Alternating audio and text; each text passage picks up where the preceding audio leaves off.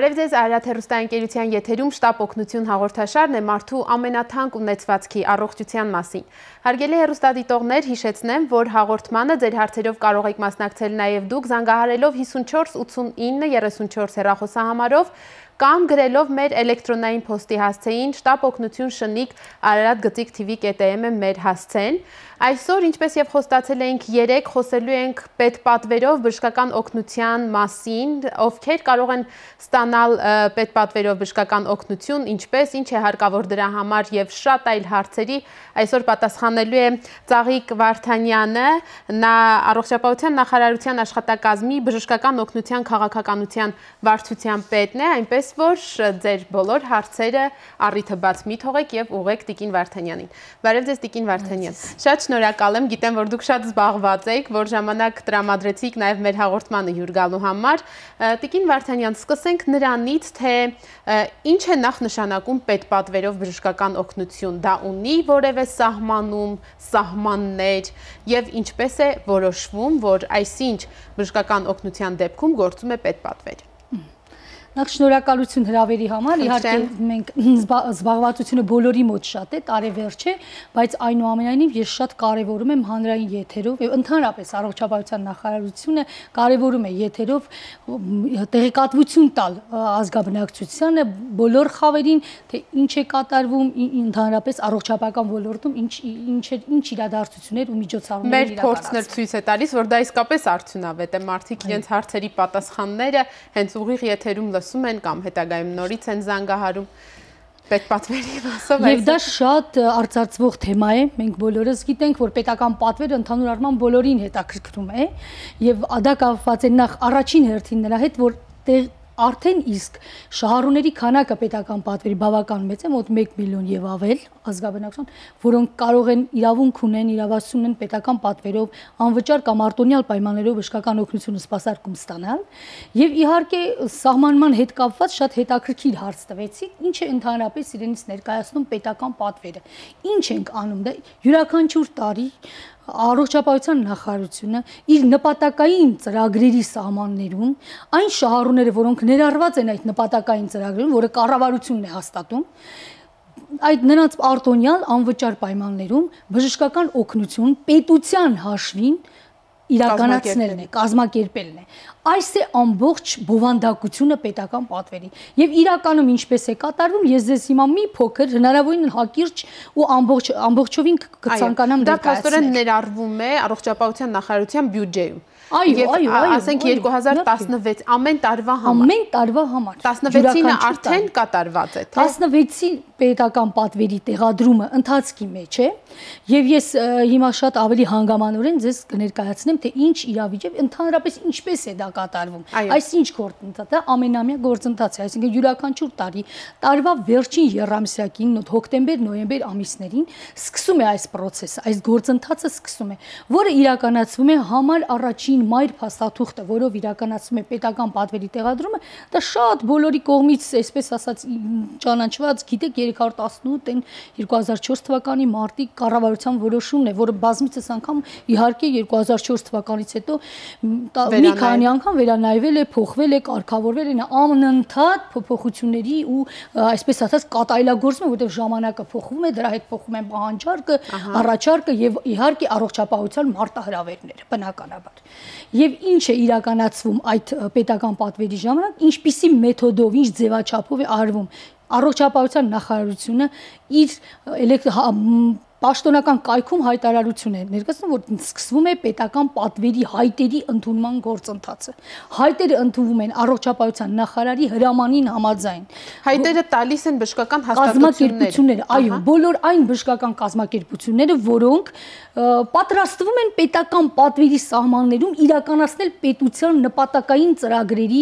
այսպես առողջապահական ոլորտի մասը, այսինքն նրանք պատրաստական են եւ ցանկություն ունեն համագործակցելու պետության հետ, կատարում են պետության պատվերը, պետությունը մանրամասն կառավարությունը ներկայացնում է, թե որ կարգով եւ ինչ ձևով է ինքը տալիս այն այսպես կոչված անվճար հասկացությունը, դա իհարկե վերաբերվում է այն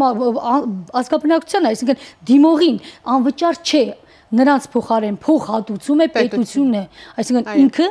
բժշկական կազմակերպությունը փոխհատուցումը ստանում է պետության կողմից եւ արդյունքում այս գործընթացի կնքվում է առողջապահության նախարարության աշխատակազմի եւ տվյալ բժշկական կազմակերպության հետ պայմանագիր։ Այո, Տիկին Վարդանյան, բոլորը կարող են դիմել անկախ բժշկական հաստատության չափերից, թե որքան ազգաբնակչության է ծառայում, հա, սպասարկում։ Բոլոր այն բժշկական կազմակերպությունները, որոնք ունեն օրենքով սահմանված կարգով պետական լիցենզիա, թույլտվություն, հա, պետության աշխատելու, նրանք կարող են հավակնել պետական պատվեր իրականացնելուն։ Ես հիմա ձեզ կբարձրաձայնեմ թվեր 2015 թվականին պետական պատվեր Հայաստանի Հանրապետություն իրականացվել է 488 բժշկական կազմակերպություններում, այսինքն տեղադրվել է պետական պատվեր, որից 488 պետական Երևան քաղաքում տեղադրվել է 115 բժշկական կազմակերպություններում եւ մնացած 337-ը տեղադրվել է բժշկական մարզերում։ Իսկ որքան էին դիմողները։ Մերժումներ եղել են 6 բժշկական կազմակերպություններ 2018 թվականին։ Այո, մերժում, որտեղ մերժումը պետք է հիմնովի լինի, ես հիմա կներկայացնեմ նաև թե որ պայմանների դեպքում են մերժվում ընդհանուր առմամբ եւ այդ մերժումը պետք է լինի շատ հիմնավորված եւ ունենա հիմքեր, որ այստեղ պետական պատվերի տեղադրումը նպատակահարմար չէ։ Չենք գտել այդ հիմքերը, Տիկին Վարդանյան։ Ուրեմն պետական պատվեր չի տեղադրվում այն կազմակերպությունները, որոնք ունեն հարկային պարտավորություններ եւ չկատարած պարտավորություն պետության նկատմամբ հարկային մասով, որոնք ունեն այսպես ասած պարտքեր, խնդիրներ կամ գտնվում են այնպիսի իրավիճակում, որը թույլ չի տալիս, օրենսգրքով թույլ չի տալիս այդ հարկային, որպեսզի նրա հետ այլ պետական գործարքներ կնքվի։ Ինքը այսպես ասած պետության եւ կազմակերպության միջև գործարքի կնքում է, չէ՞։ Մենք պատվեր ենք տեղադրում։ Չի կարելի, եթե չունի լիցենզիա համապատասխան։ Դա առաջին պայմանն է։ Այո, համար առաջին պայմանը, իրար նրանք չեն զիջում այս երկու պայմանները։ Այդպիսի խստությամբ նայվում են պետության նկատմամբ տվյալ պարտավորությունների կատարումների, այո, կանոնակարգ պատշաճ իր կատարումներ, անշատ դա շատ կարևոր։ Իսկ բժշկական հաստատության այսպես ասած ստատուսը նշանակություն ունենում է այդ դեպքում, թե այսինքն եթե հաշվի առնվի նաև օգտվողների քանակը, հա, մարդիկ գոհ են ընդհանրապես այդ Եթե առաջին անգամ է բժշկական կազմակերպությունը պետական պատվերի հավակնում, ապա մենք նրան առնվազն նախապայման է դրված, որ 3 տարի գոնե պետք է նա գործունեություն ծավալված եւ պետք մանրամասն տեղում հանձնաժողովային կարգով ուսումնասիրում ենք, թե այդ 3 տարիների ընթացքում ինչպիսի գործունեություն։ Ինքը ուսումնասիրությունը երկու մաս՝ գոհունակություն ազգաբնակչության կողմից, այսինքն ինչ կանով են գոհունակ նրանց կատարած վճարովի ծառայություններից եւ երկրորդը այն որակի չափանիշները, որոնք ամրագրել է առողջապահության նախարարությունը բժշկական օգնության ու սպասարկման ոլորտում։ Այսինքն ինչպիսի որակյալ գործունեություն իրականացնում եւ իհարկե ինչքանով է նպատակահարմար տվյալ կազմակերպությունում տեղադրել տվյալ տեսակի պետական պատվեր ծառայություն։ Այսինքն ինքը պետք է նաև այս առաջարկը պետք է պահանջարկի հետ լինի համահունչ։ Այո, այսինքն այնպես չէ, որ այս 488 կազմակերպություններում բոլորին համատարած նույն չափով պետպատվեր է բոլոր տեղերում տեղադրվում եւ նույն ծառայությունների համար։ Ես հիմա կբաժանեմ երկու մասի։ Առաջինը հայտերը քննարկվում են, ինչպես է քննարկվում պետական պատվեր հավակնող կազմակերպությունը հայտը ներկայացնում է առողջապահության նախարարության էլեկտրոնային կարգով։ Բացառապես հիմնականում 99% էլեկտրոնային, որովհետև առողջապահության նախարարի հրամանում հրահանգված է այդպես, որ պետք է ներկայացնել մեր էլեկտրոնային կայքով։ Ստանում ենք եւ իհարկե մտնում է մեր փաստաշրջանառության մեջ։ Այս փաստաշրջանառության մեջ հանձնաժողովի անդամները, որոնք 10 են եւ նախարարի հրամանով հաստատված են, ներառված են առողջապահության նախարարության բոլոր շահագրգիռ ստորաբաժանումները եւ բոլոր շահագրգիռ ստորաբաժանումներում քննարկվում են յուրաքանչյուրի մոտ իր մասով լիցենզիոն տեսչությունը, իր մասով հիվանդների վերահսկման կանխարգելման կենտրոնը, իր մասում տեսչությունը, իր մասով բժշկական օգնության քաղաքականությունը, մորիեմանական վարչությունը, իր մասով կադրերի վարչությունը, իր մասով, այսինքն մենք բոլոր օղակները ներգրավված։ Հայտը հստակ ձևաչափ ունի։ Հայտի մեջ կան մի քանի տեսակի ֆինանսատնտեսական փաստաթղթեր, որոնք որ փաստում են թե բժշկական կազմակերպությունը համեմատական կարգով 14, 15, 16 թվականին ինչպիսի ֆինանսատնտեսական գործունեություն է կան, բժշկական ցուցանիշ չափանիշներ կան, այսինքն ինչ բժշկական սպասարկումներ է իրականացնել, ինչպես է կատարում եւ վճարով եւ պետական պատասխանատվությունն նրանց մոտ ավելի որակով, այո։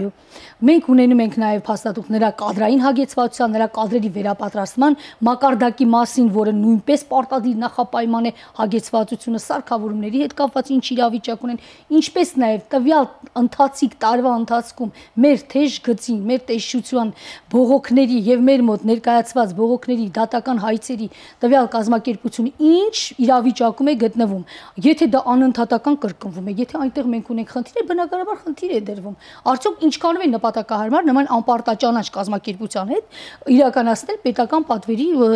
շարունակական գործունեություն։ Եվ մենք ունեցել ենք 15 թվականին, որ մենք տարիներով ունեցել ենք պետական պատվեր տվյալ կազմակերպություն, եւ 15 թվականին մենք որոշում կայացվեց, որ մերժել, որովհետև ունեինք դրա համար շատ հստակ նախապայմանների իրավիճակ, այսինքն այստեղ այն նախապայմանները, որ առողջապահության նախարարի հրամանով նախատեսված է, չի իրականացվում։ Ուրեմն պետք է լինել շատ ավելի կոնկրետ, որովհետև այստեղ պետությունը մեր առաջ դրել է խնդիր, յուրաքանչյուր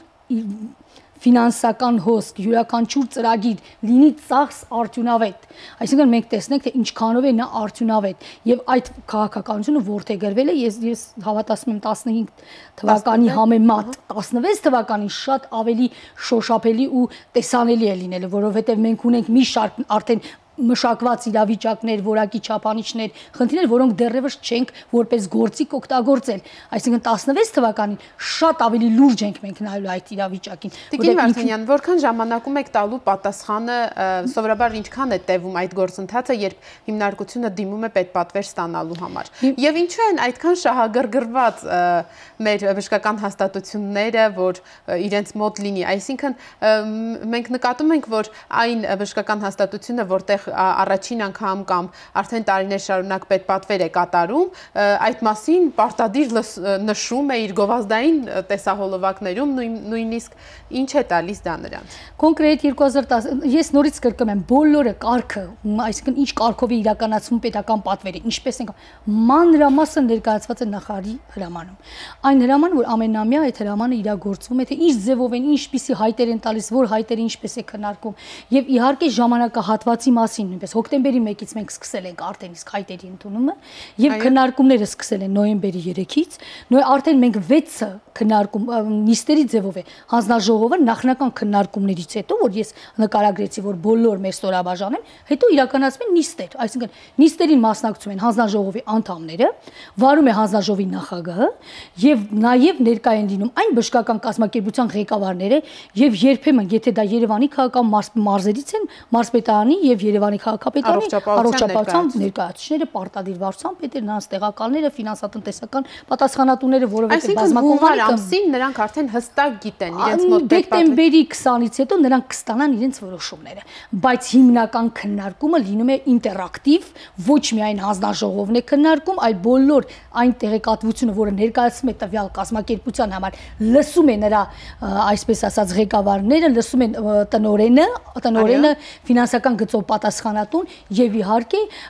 եթե մարզպետարանը, ապա մարզպետարանի ներկայացուցիչը եւ բոլոր հարցերը մանրամասն, եթե կան առարկություններ, մենք պահանջում ենք լրացուցիչ փաստաթղթ։ Այո, անպայման լրացնող փաստաթղթ։ Թե ինչու են ուզում հիմնարկություններն անպայման ունենալ պետպատվեր, այդ հարցի այդ մասը թողնենք գովազդային դադարից հետո, հարգելի հեռուստադիտողներ, հիշեցնեմ, որ այսօր մեր տաղավարում հյուրընկալել ենք տիկին Ծաղիկ Վարդանյանին, նա առողջապահության նախարարության աշխատակազմի բժշկական օգնության քաղաքականության վարչության պետն է, եթե դուք ունեք հարցեր կապված պետպատվերի հետ, պետպատվերով ստացվող բժշկական օգնության հետ, զանգահարեք, բաց մի թողեք առիթը, մեր հեռախոսահամարն է 54 89 34, այս պահին փոքր գովազդային դադար։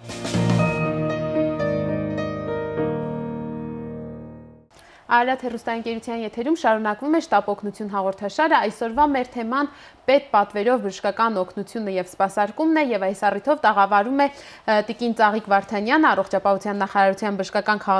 օգնության քաղաքականության վարչության պետ, բավական երկար է, ես անդադ ընթերցում եմ։ Եթե դուք ունեք հարցեր, հարգելի հեռուստադիտողներ, զանգարեք 54 89 34 հեռախոսահամարով կամ գրեք շտապ օգնություն շնիկ Արարատ գծիկ TV AM էլեկտրոնային հասցեով։ Տիկին Վարդանյան, ինչու են բուժ հիմնարկները այդքան շատ դիմում պետպատվերի համար եւ նաեւ մասնավոր բժշկական հաստատություններն են դիմում, պետության հետ համագործակցությունը ինչ է տալիս նրանց։ Իհարկե ձեր դիտարկումը բավականին ճիշտ է, դուք շատ ճիշտ ասեցիք, որ այո, պետական պատվեր տեղադրած, այսինքն պայմանագրային հարաբերություններով պետության հետ աշխատող, որ ոնց այսպես ասած իրենք վարկանիշային իրենց աղյուսակում ընդունում են, որպես դա շատ կարևոր բան։ Ինչու, օրինակ ինձ էլ շատ հետ է եւ մենք դիտարկումներ ենք իրականացրել, թե հատկապես ինչ է կատարում, ինչ ենք արել։ Համեմատել ենք պետական պատվեր իրականացնող բավականին ակտիվ կազմակերպներ եւ նրանց վճարովի ծառայություն, հավատացեք, ինչքան ավելանում են պետական պատվեր իրականացնող բժշկական օգնության սպասարկման տեսակները տվյալ կազմակերպությունում, զուգահեռաբար նրանց վճարովի ծառայությունը նույնպես, այսինքն դիմելիության հարցը այնտեղ պետական պատվերով գնացած հիվանդը, այսպես ասած հիվանդների հոսք է նաեւ որոշակիորեն ապահովում եւ լուր ռեկլամ է, այսպես ասած գովազդ է նրանց համար։ Նաեւ պետք է չմոռանանք, որ մեր երկրում մոտ 1 միլիոնից ավել, մի փոքր ավել ազգաբնակչություն ունի այդ իրավունքը պետական պատվերով կամ արտոնյալ կամ անվճար պայմաններում բժշկական օգնություն ստանալ։ Հետևաբար ենթադրում եմ, որ այս մասան, այս ազգաբնակչության մասը իհարկե կդիմի այն բժշկական կազմակերպություն, որոնց թիվը ես արդեն բարձրաձայնեցի ու քիչ չէ, եւ չեն զիջում նրանք իրենց որակյալ բժշկական օգնության սպասարկման վիրահատական տեխնիկայի, տեխնոլոգիաների հագեցվածությամբ, երբեք չեն զիջում այն մյուս կազմակերպություններ, որոնք ներառված չեն, եւ բնականաբար այստեղ արդեն ստացվում է այնպիսի հարց, որ պետական պատվեր իրականացնելը տվյալ բժշկական կազմակերպության համար իհարկե շատ կարևոր է։ Տիկին Վարդանյան, իսկ կա թիվ, թե ընդհանրապես քանի բժշկական կազմակերպություն կա Հայաստանում։ Հիվանդանոցային բժշկական կազմակերպության մասով ես ձեզ ասեմ, որ ընդամենը 6 կազմակերպություն է Հայաստանի Հանրապետություն, որոնք հիվանդանոցային բժշկական կազմակերպություն ունեն ու չեն հավակնում պետական պատվերի։ Մնացած բոլոր կազմակերպությունները, որտեղ հիվանդանոցային բուժօգնություն, որը չի կարելի իհարկե օրինակ ստոմատոլոգիական բուժօգնության, ընդամենը 43 բժշկական կազմակերպություն է պետպատվեր ստանում, բայց մենք մոտ 600-ի մոտ բժշկական կազմակերպություն, որոնք լիցենզիա ունեն։ Մի մասը գուցեև այդքան ակտիվ չեն աշխատում, բայց մեր լիցենզիա ունեցող կազմակերպությունների թիվը, օրինակ ստոմատոլոգիա, այդպիսի մեծ թիվ է։ Եվ շատ են ախտորոշիչ լաբորատոր կենտրոնները, որի այդ քանակը մեզ մտահոգեց եւ հիմա ուսումնասիրություններ իրականացնում։ Արդյոք նրանք պատշաճ ձևով իրականացնում են այդ կազմակերպությունները իրականացնում են այն ինչ որ նրանք պետք է իրենց լիցենզիայի պայման պահանջներով ունենան ու իրականացնեն։ Ինչ պարզվեց, թե դեռևս ընթացքում է։ Դեռևս ընթացքում է եւ մենք դրա մասին անդրադառնալու ենք բավական լայն ձևով։ Այո, արդեն ունենք հեռախոսազանգ, դա իհարկե մեծ թեմա է եւ բավական հետաքրքիր, որովհետեւ հիմա սնկի պես աճում են լաբորատոր ծառայությունները, գիտենք եւ գովազդն էլ չի թողնում ընտրություն կատարել, մեկը մյուսից լավ ներկայացնում է իր լաբորատորիան, բայց այդ մասին ինչպես ասում են հաջորդ դասին մենք ունենք արդեն հեռախոսազանգ, լսենք հեռուստադիտողին, հետո արդեն ավելի կոնկրետ ներկայացնենք, թե ինչ է տալիս պետպատվերը հենց հիվանդին, շահառուին։ Ալո։ Բարև ձեզ։ Բարև ձեզ։ Ուրեմն իմ հարցը հետևյալում է։ Ես 87 թվականին տարել եմ ինֆարկտ։ Հետո կրկնվել է դա 2002 թվականին վիրահատվել եմ։ Դրանից հետո ուրեմն մի անգամ ստենդավորվել եմ։ Երեք երագեն բացել, հետո մի անգամ էլ ես իմիջայլոս դրանք բոլորը ես սուր կրծքավանդակի ցավերով եմ ներկայացել հիվանդանոց։ Ուրեմն ես վերջի անգամ օգոստոսի 1-ին նոր մարաշում նորից ստուգվել եմ, նորից բանը շտաբօգնության մեքենայով տեղափոխել են հիվանդանոց նոր մարաշ։ Այնտեղ ստուգել են եւ նորից 2-3 երակ ստենդավորել են։ Հիմա իմ հարցը հետևյալում է։ Ես այնտեղ հարցրեցի, ասեցի, ես կարող եմ անվճար բուժվեմ, այնտեղ ինձ պատասխանեցին, որ ոչ, չես կարող։ Խնդրում եմ պարզաբանեք։ Արդյոք ինձ չէր հասնում անվճար բուժման։ Շնորհակալություն։ Հենց այն հարցն է, որ ես նախատեսում էի արդեն, ովքեր ունեն իրավունք օգտվել այդ անվճար կոչված, որը փաստորեն լրիվ անվճար կամ արտոնյալ պայմաններով վճարովի համակարգ է, հա, օգտվել դրանցից։ Սիրտանոթային հիվանդությունների հետ կապված մի փոքր կան առանձնահատկություններ։ Եթե թույլ տաք, ես ավելի հանգամանորեն մի կասեմ, նախ ձեր հարցին թող պատասխանեն քաղաքացու հարցին։ Ես պատմությունը հիվանդության կարճ լսելով, այսինքն 87 թվականի հետո հավանաբար ինքը երևի թե որ հավանական եմ համարում, որ նա հաշմանդամության որևէ, ասենք, կարգ ունի։ Ըստ այս լսելու, գուցե դա շատ ավելի սուբյեկտիվ եմ ասում, բայց շատ նման է դեռ։ Չնշեց ամենայն բայց չնշեց։ Կարծում եմ, թե եթե կար հաշմանդամության կարգ, ապա այստեղ ստենտավորման հետ կապված այն 3 ստենտները, որոնք իրան օգոստոսին նշադրել են, իհարկե նա պետության մասնակցությամբ 365,000 չափով կարող է պետությունը մասնակցում է։ Եթե չկա սուր ինֆարկտ էստե էլևացիա, եթե նա անհետաձգելի սրտային ծրագրի մեջ չի մտնում, իսկ նկարագրածից երևաց, որ չի մտել։ Նմանատիպ բան նրան չեն ներկայացել, որ այստեղ էստե էլևացիա ուղղակի անկախ նրանից, որ շտապօգնությունով է գնացել։ Շտապօգնությունով գնալը դեռ չափանիշ չէ։ Կարող է մարդը իր ոտքով գնալ, նույնիսկ այդքան էլ օբյեկտիվորեն սուր ցավեր չունենար, բայց որովհետև շատ սուբյեկտիվ է։ Այդ ամենի արտահայտումը կլինիկական շատ անհատական է։ Չի լինի այսպես, սա մաթեմատիկա չէ, որ մեկ գծով անենք, յուրաքանչյուր մարդու մոտ դրսևորումները տարբեր են ինֆարկտի։ Այո։ Եվ հետազոտությունից հետո հետազոտում միայն էլեկտրոսրտագրի վրա, եթե ունենանք էստե էլևացիա, դա բժշկական տերմին, այսինքն կա այն սուր ինֆարկտ եւ այնպիսի խոշոր ինֆարկտ, որը կյանքին անմիջական վտանգի սպառնում, այդ դեպքում նա արդեն մեր անհետաձգելի սրտի ծրագրի շրջանակներում ստանում է ոչ դեղապատ ստենդի տեղադրում։ Իհարկե այդ դեպքում արդեն կլիներ պետական եւ հետազոտությունները եւ ստենտավորումը պետական պատվերի հաշվին։ Եթե չկա նման իրավիճակ նկարագրածից ես հասկանում եմ, չկա անկախ նրանից, որ ժամանակ առ ժամանակ մեր քաղաքացու մոտ ցավոք սրտի եղել են այսպես ասած ստենտավորում եւ նա սրտի իշեմիկ հիվանդությամբ տառապող դիսպանսեր հսկողության ենթակա մարդու մասին է խոսքը այստեղ հիվանդի։ Իհարկե այս դեպքում դեռևս այս քրոնիկ երկարատև բուժվող հիվանդների մասով դեռևս մենք իհարկե տեղեկատվություն հավաքում, բայց դեռևս չունենք այդպես հստակ, որ նրանք անպայման պետք է պետական պետական պատվերով ամբողջովին բուժվում են նաև մենք 0-ից 7 տարեկանները գիտեք մինչև 18 տարեկան նայած որոշ խմբեր պետական պատվերի մեջ են սրտի վիրահատությունների մասով եւ պետական պատվերով 36 եւ ավելի բալ ունեցող անապահովության բալ ունեցող բարոյս համակարգում ընդգրկված են նրանք նույնպես ամբողջովին պետական պատվերով են իրականացվում։ Մնացած դեպքերում հաշմանդամներին, այսինքն այն 24 բաներով, որով որ մենք արտոնյալ անվճար պայմաններում պետության մասնակցության մասով 365,000-ի չափով պետությունը առայժմ կարողանում է ֆինանսական մասով մասնակցել այս կանով։ Ես հասկանում եմ, որ թվային հարաբերությամբ սա բավականին ֆինանսական փոքր թիվ է, բայց ինքը պետությունը ենթադրում է, որ պետք է մասնակցի որոշակի առայժմ։ Ես կրկնում եմ, ինչու ենք մենք այսպես պետք է շարունակական զբաղվենք սրտի ոչ միայն անհետաձգել սիրտանոթային հիվանդություններ, որտեղ ամեն երկրորդ մահը դա սիրտանոթային հիվանդությունների հետ է կապված։ Վաղաժամ ամեն 4-րդ մահն է սիրտանոթային։ Վաղաժամ համարվում են մինչև 65 տարեկան մահերը։ Այսինքն սա սոցիալական խնդիր է։ Ես նորից բարձրացնում եմ, սա ուղիղ կապված է տնտեսական աճի, երկրի զարգացման հետ։ Ամեն 10% մահացության աճը բերում է 0.5% տնտեսական անկման։ Սա արդեն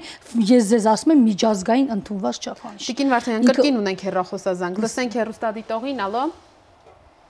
Բարև ձեզ։ Ողջունում եմ ձեր հաղորդաշարը, շատ շնորհակալ եմ։ Ուզում եմ հարցս ուղղել տիկինին, որ փաստացի ես երկու կենտրոն եմ դիմել Նայիրի եւ Էրեբունի պետպատվերի շրջանակներում կատե եւ վիրահատություն անցկացնելու համար ճողվածքի եւ ասենք չեն կարողանում իմ օրգանիզմում գտնեն, թե ինչ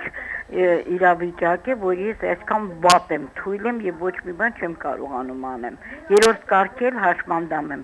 Դիմել եմ, ինձ ասել են պետպատվերը կլինի սեպտեմբերին դիմել եմ, ասել են որ պետպատվերը հələ կներեք օգոստոսին։ Պատվերը խնդրել եմ, որ ինձ կատե անցկացնեն պետպատվերի անվճար շրջանակում, ասել են, որ պատվեր չունենք, դա կլինի հունվարից հետո։ Կարող եք ինձ պատասխանել, որքան ժամանակից հետո կարող եմ այդ պատվերի շրջանակում անցնելու կատը իմ հիվանդությունը իմանալու համար, այդ մեկ։ Երկրորդը, որտեղ կարող եմ առանց պատվերով երրորդ կարգի հաշմանդամը վիրահատություն կատարել։ Շնորհակալություն դա լինելու։ Շնորհակալություն։ Կարող եմ, եթե իմ հարցին պատասխանեք, շատ շնորհակալ կլինեմ։ Դեպի մեծ բարետ Կարապետյան։ Տիկին Վարդանյան, այստեղ էլի դեպ ունեինք հարց, քանի որ մենք երեկվանից արդեն մարդկանց հուշում ենք, անոնս ենք արել, որ դուք եք լինելու մեր հյուրը, նույն տիպի հարց է, հեղինակը ասում է պետպատվերի համար առիթ կար հնարավորություն նաև օգտվելու, հավանաբար հաշմանդամության կարգ նորից կար եւ այլն, բայց ասում են արդեն չկա կամ դեռ չկա, օգոստոսին ասում են կիսամյակի սկիզբ է, հունվարին ասում են տարվա սկիզբ է։ Նախ քաղաքացուն պատասխանենք, Տիկինին պատասխանենք, շնորհակալություն հարցի համար, ես ձեզ հիմա կասեմ, եթե դուք կատ է համակարգչային տոմոգրաֆիայի մասն եք խոսում, ապա ինքը այդ երկու բժշկական կազմակերպություն, որտեղ դուք դիմել եք, Նայիրի բժշկական կազմակերպություն ընդհանրապես հատուկ ու դժվարամատչելի հետազոտությունների պետական երևի Արմամաքսինի կատ ունեք, որը Նայիրի բժշկական կենտրոնի շատ մոտ է տեղակայված, ինքը առանձին կազմակերպություն, այդտեղ անում են մագնիսառեզոնանսային տոմոգրաֆիա եւ կատե անգիոգրաֆիա։ Ես չգիտեմ, ձեր ասած կատեն, այսինքն համակարգչային տոմոգրաֆիան, խնդրում եմ, եթե դա հնարավոր է, մենք երևի կկապվենք, ես շատ արագ այն հետը ձեզ կուղղորդեմ այն բժշկական կազմակերպություն, որտեղ հաջորդ օրը ձեզ կկատարեն համակարգչային տոմոգրաֆիա կանեն ու բավականին որակով կազմակերպված բժշկական Երևան բժշկական կազմակերպությունը մենք իրան կատարենք հետազոտությունը, որտեղ որևէ խնդիր չկա, մի փոքր անհասկանալի է, գուցե կատե անգիոգրաֆիայի մասն է խոսքը, գուցե այստեղ ուղղակի կարճացվեց։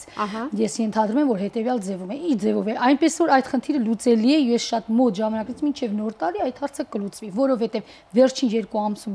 իրականացվել է վերաբաշխումներ եւ հիմա մենք բավականին արդեն տեղեր ունենք, որտեղ եթե դուք թույլ եք զգում, եթե ձեր մոտ խնդիր կա, ուրեմն շտապել է պետք, հնարավոր է որ մենք ինչ որ բան բաց թողնենք ժամանակի հետ կապված։ Առավել ևս որ մեր դեմը տոներ են, բնականաբար հասկանում ենք, որ այս տոների ընթացքում մի քիչ ավելի դժվար է նման բաները կազմակերպել հետազոտությունները։ Իսկ վիրահատության մասով։ Վիրահատություն, եթե ճողվածքի վիրահատության մասին է խոսքը, չգիտեմ, չնշեց, երևի որովայնային ճողվածքի մասն է կամ ողնաշարը, իսկ պիտի հասկանանք ինչ ճող։ Եթե դա որովայնա, մի շարք բժշկական կազմակերպություններում իրականացվում է Սուրբ Գրիգոր Լուսավորիչ հանրապետական հիվանդանոց, Էրեբունի բժշկական կենտրոն։ Եվ այդպես շարունակ ճողվածքը, եթե դա որովայնի ճողվածքների հետ վիրահատական կամ այնպես աճուկային ճողվածք է, ուղիղ ճողվածք է, եթե դա ողնաշարը չէ, ես ենթադրում եմ, որ կնշեր տիկինը, ողնաշարը մենք sense հատուկ նշում ենք, կամ այլ ուրիշ ինչ որ ասես ատիպիկ ճողված չէ, ապա մեր հասկանալով այն, որ ժողովրդի մեջ սովորական գրիժ է, ես կասեմ ձեզ, որ այդ արվում է համարյա բոլոր բժշկական կազմակերպություններում, որտեղ վիրաբուժություն է արվում, ինքը ընդհանուր վիրաբուժական ծավալի մեջ ներառված ոչ տեխնոլոգիաների անհրաժեշտություն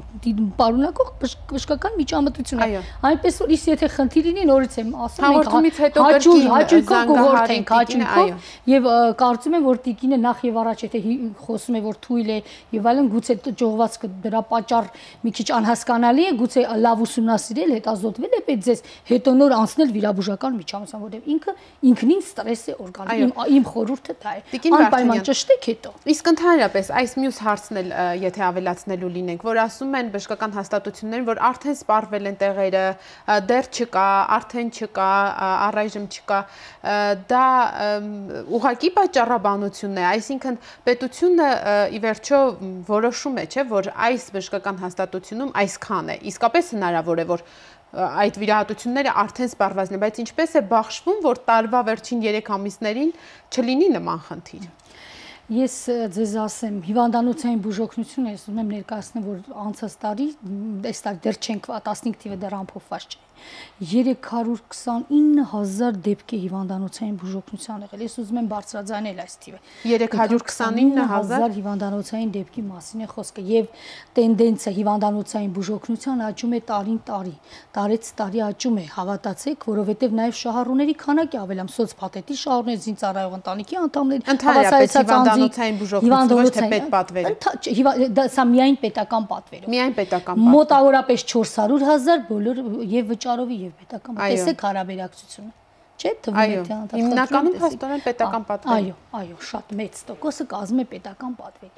Եվ ինչ եմ ուզում ասել այս հարցի շուրջ, այսպիսի հարցերով հաճախակի մեզ են դիմում։ Ինչ է իրականացում բժշկական օգնությունը սպասարկումը պետք է բաժանել հստակ երկու խոշոր խմբի։ Առաջինը դա կյանքին վտանգ սպասող անհետաձգելու շտապ բուժօգնություն պահանջող իրավիճակներն են, ինչպես սրտի դեպքերն են, ինչպես դրանք տրավմաներն են, արյունահոսություններն են, սուր որովայնը դա մեր չափորոշիչներով կարգավորված է։ Այս դեպքերում անկախ ունեն ֆինանսական դեպքեր, սահմանափակված է, տվյալ հիվանդանոցը պարտավոր է ընդունել դեպքը։ Այո։ Եթե դա ամրագրված դեպք է, շոկային վիճակներ, այս ամրագրված է, բժիշկները դա շատ լավ գիտեն։ Եթե կյանքի հարց է, կյանքին անհետաձգելի եւ շտապ բուժօգնություն, անհետաձգերին կյանքին անմիջապես վտանգ, շտապը դա մինչեւ 24-48 ժամվա ընթացքում կյանքին վտանգ սպառնացող իրավիճակներ են։ Նման դեպքերում չկա մերժում։ Դա քրեորեն պատժելի է։ Այո։ Ուրեմն հանցնում ենք մյուս հաջորդ բանը, հաջորդ էտապը դա ավելի հսկա մի դարձ, որտեղ դա անհետաձգելի իրավիճակ չի ենթադրում։ Այսինքն նրա վիրահատական միջամտությունը, բուժական միջամտությունը կարող է եւ ընդամենը 1-2 ամսվա ընթացքում կամ 3 ամսվա ընթացքում այս դեպքում հստակ կանոնակարգված է հերթագրումը, որևէ մերժում, որ մենք չունենք, մենք խնդրում եմ դիմեք մեզ։ Մենք այլևս չենք հերթագրում, մենք ձեզ չենք կարող։ Այս սրանք ես անհասկա, սա հնարավոր է միջին բուժանձնակազմի մակարդակով այսպես ինչ որ ոչ այդքան չեմ ուզում վատ բան ասել, ցանկություն չունեմ նրանց ինչ որ բան ասելու, բայց այստեղ ոչ այդքան կոմպետենտ մարդ է պատասխանել։ Հնարավոր է երբեմն մենք էլ կարող ենք մտնենք ու չիմանանք ում չէ հարցում ենք ողում։ Այսպես ուզում եմ բարձրաձայնել եւ ցանկություն եմ որ բոլորը լսել յուրաքանչյուր բժշկական կազմակերպություն եմ, որտեղ իրականացում է պետական պատվեր, կառավարության որոշման պահանջ է, որպեսզի ունենան հանձնաժողով, որը կանոնակարգում է հերթագրումները։ Այսինքն որոշում է այդ հանձնաժողովը վերջնական գնալու է շտապ անհետաձգելի դեպքի այստեղ խնդիր չկա, նա պետք է անմիջապես ընդունվի հիվանդան եւ արագ միջամտություններ պետք է կատարեն կյանքին վտանգ սպառնացող իրավիճակի մասին է խոսքը, այդտեղ 0-ից 7 տարեկան, այդտեղ հղիներն են նաեւ։ Այո։ Այդպիսի վիճակ նրանք չեն ինֆեկցիոններն նրանք չեն հերթագրվում։ Այսինքն կա մի շարք հիվանդություններ, որոնց դեպքում հերթագրում հասկացություն չկա։ Չենք կարող մենք հղի կնոջը հերթագրենք, սպասենք, որ տեսնենք 3 ամիս հետո։ Տիկին Վարդանյան, թե ինչպես է տեղի ունենում հերթագրումը, երկրորդ գովազդային դադարից հետո ներկայացնենք։ Հարգելի հեռուստադիտողներ, հիշեցնեմ, որ այսօր մենք խոսում ենք պետպատվերով մատուցվող բժշկական օգնության ծառայության մասին եւ այս առիթով տաղավարում է Առողջապահության նախարարության աշխատակազմի բժշկական օգնության քաղաքականության վարչության պետ Տիկին Ծաղիկ Վարդանյանը։ Եթե ունեք հարցեր, զանգահարեք 54 89 34 հեռախոսահամարով։ Այս պահին փոքր գովազդ։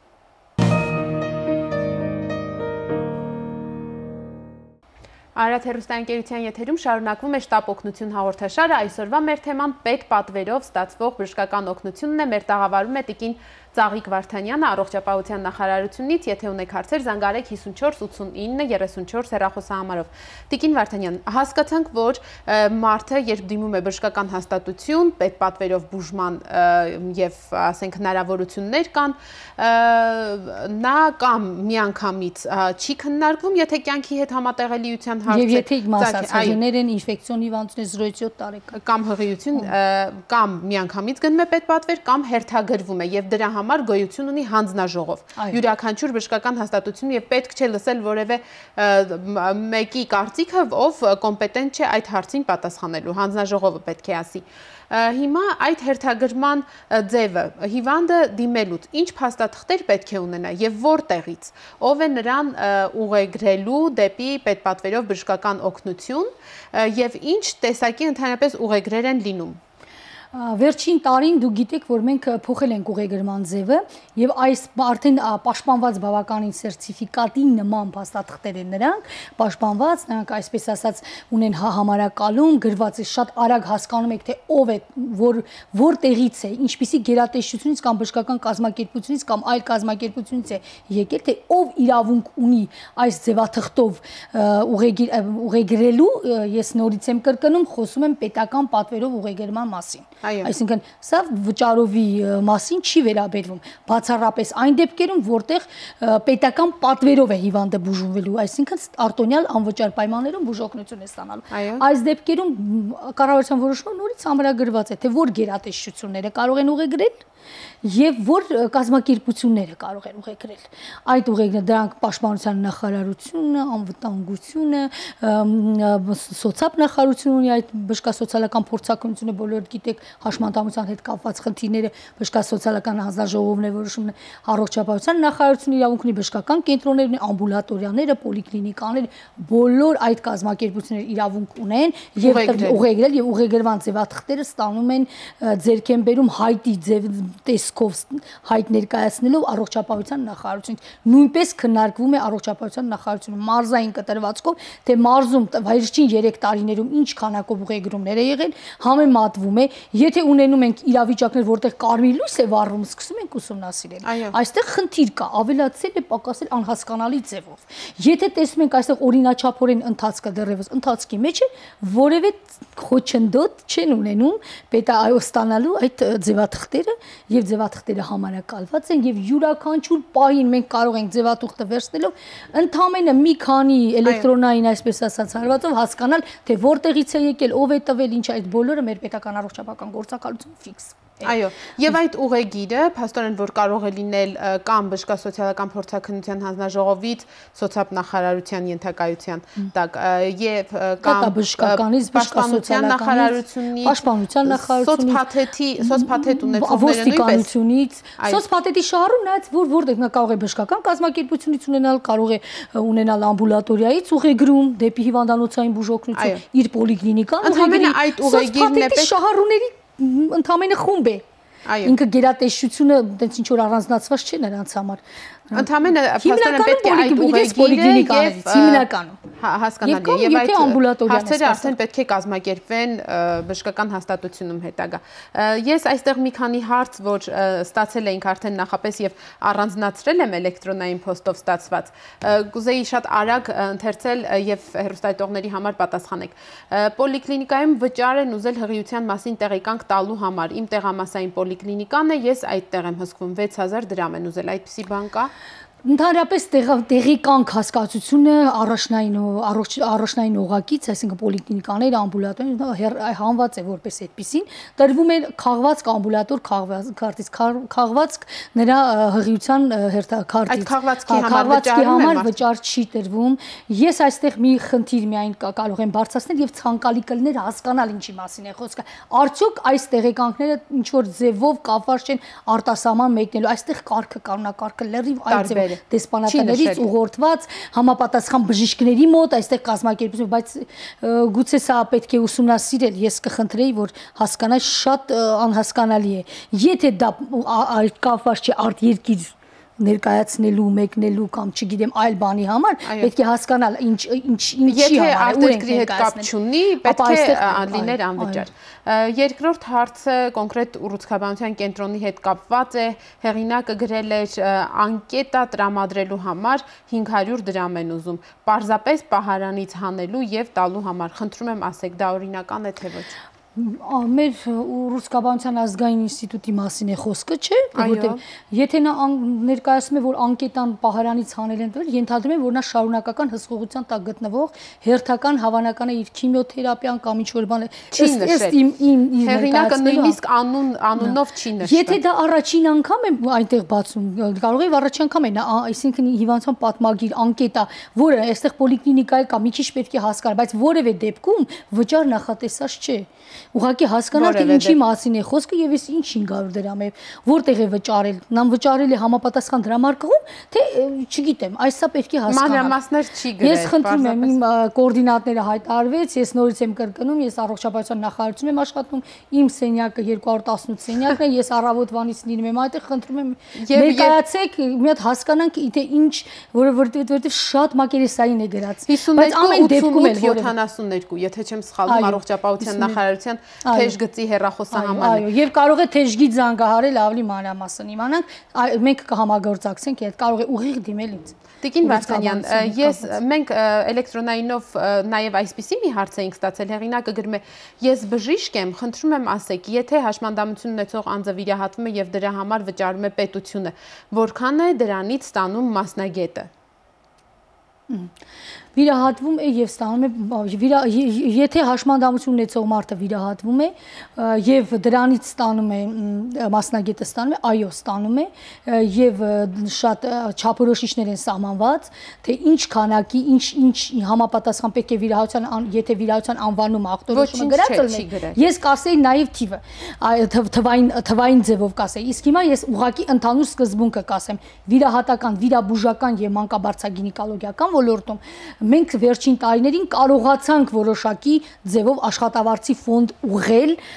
վիրահատությունից եւ հաշմանդամի դեպքում դա այդպես չէ, բայց շտապ անհետաձգելի երբեմն շտապ վիրահատությունի անհետաձգելի չէ, շտապ վիրահատությունների դեպքում նրանք համավճարել են վճարում։ Այդ համավճարային սկզբունքից եւ պետության տված գումարից 50%-ը ուղղվում է դեպի աշխատավարձ, դեպի մասնագետ։ Դա բոլոր բուժհաստատություններում թե յուրաքանչյուրը կարող է որոշել իր համար։ Պետական պատվեր իրականացնողների համար չափորոշիչները հաստատված է առողջապահության նախարարի հրամանով եւ այդ կատարումը հսկվում է։ Եթե ունենում ենք ահազանգ, մենք տեղում տվյալ չլուծված խնդիրը չափորոշիչը ֆինանսական չափորոշիչներ են սահմանված։ Այո, տվյալ դեպքում ահազանգի պարագայում նույնիսկ եթե ահազանգ էլ չկա, մենք մեր պլանային ուսումնասիրություններն ու մոնիտորինգները ոչ միայն անում ենք առողջապահական մասով եւ խնդրում եմ նորից առողջապահության նախարարությունը առաջինն է շահագրգռված խնդիրները վերհանել, լուծումներ գտնել։ Մենք հասկանում ենք, որ ինքը խնդրահարույց ոլորտ է։ Ունենք խնդիրներ եւ օգնել է պետք։ Պետք է օգնել նախարարությանը ուղղորդել, որ կան այնպիսի հարցեր, որոնք ավելի ուշադրության արժան են։ Իհարկե։ Շատ շնորհակալ եմ Տիկին Վարդանյան։ Մեր ժամանակը սպառվեց, իհարկե ես իմ նախատեսած հարցերը չհասցրեցի տալ, հուսամ մենք էլի առիթ կունենանք հանդիպելու տարեսկզբին, գուցե արդեն, եւ ընդհանրապես մեր հեռուստադիտողներին հիշեցնեմ, հարգելի հեռուստադիտողներ, որ այսօր մեր տաղավարում մեր Տիկին Ծաղիկ Վարդանյան, առողջապահության նախարարության շտաբ բժշկական օգնության քաղաքականության վարչության պետը եւ Տիկին Վարդանյանի տվյալներով ընդհանուր առմամբ մոտավորապես 400,000 հիվանդանոցային բուժօգնություն ստացած մարդկանցից 329,000 դեպքերում պետպատվեր է իրականացվել եւ մարդիկ բոլորը փաստորեն եթե կա կյանքին սպառնացող իրավիճակ կարող են օգտվել այդ պետպատվերից այսպես կոչված, իսկ եթե կյանքին սպառնացող իրավիճակ չէ, պետք է հերթագրվեք, եթե այնուամենայնիվ հերթագրման համար գոյություն ունեն հանձնաժողովներ, դիմեք միայն հանձնաժողովին, ոչ թե պատահական բուժաշխատողին, որը կոմպետենտ չէ պատասխանել այդ հարցին, եւ եթե այնուամենայնիվ հարցեր եք ունենում 52 88 72, սա առողջապահության նախարարության թեժ գծի հեռախոսահամարն է։ Այսօրվա համար այսքանը, վաղը մենք հյուրընկալելու ենք բժիշկ Արյունաբան, ով վերապատրաստվել է արտասահմանում եւ պատրաստվում է աշխատել բացվելիք ոսկրածուծի փոխպատվաստման կենտրոնում, այնպես որ հետաքրքիր է լինելու, նախապատրաստեք ձեր հարցերը, մինչ հանդիպում, առողջ եղեք։